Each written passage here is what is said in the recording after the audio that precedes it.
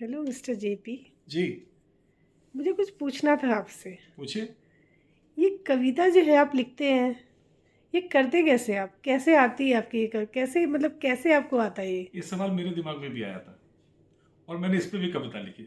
ओह, please सुनाइए। हिम्मत है तो सुनो। बिल्कुल बिल्कुल। देखो, कवि के मन में जब जब चोट होती है ना, तो वो गीत लिखता है।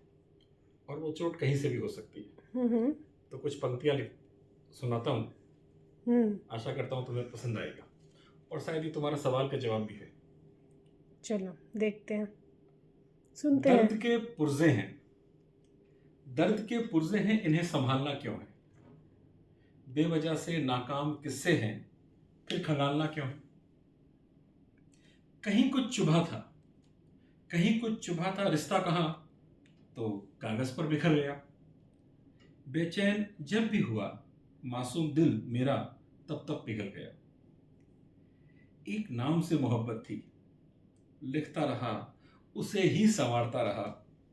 शायर का दिल स्याही में लहू था, मामूली कागज था गल गया। कभी खुरचता, कभी बूंद बूंद खुद को निचोड़ता रहता। एक हर्फ भी हाथ नहीं लगता, मेहताब चांदनी उड़ेल कर निकल जाता। आफताब की हाजिरी में दिन का उन्वान होता, परिंदों की गुफ्तगू से मैं काफिये चुराता और चंद ही लम्हों में एक पूरी नज्म मुकम्मल हो जाती। इन लकीरों में मेरे जज्बात महफूज हैं, मेरी दिलकश जवानी की गुस्ताखियां हैं, मेरी बेवकूफियां भरी चालाकियां हैं। कहीं जिल्लत के घाव है, कहीं आंचल की छांव है। इनमें पगडंडी, गली, चौराहे, बड़ी सड़क का सफरनामा भी है। दो कौर से हम पयाला, हम निवाला बनने का कारनामा भी है। बूढ़ी झुर्रियों के कर्कश स्वर कभी मीठी हुआ करती थी, थपेड़ी भी थपकियां थी, मिट्टी की आंच पर सौंधी रोटियां पकती थी। साग दही गुड़ गया, ताल पताशे फूट गए, रुख ऐसा बदला, सारे रिश्ते रातें टूट गए।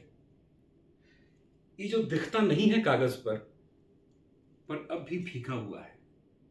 ये जो दिखता नहीं है कागज पर अब भी भीगा हुआ है, दरअसल मेरे आंसुओं से लिखा हुआ है। वाह।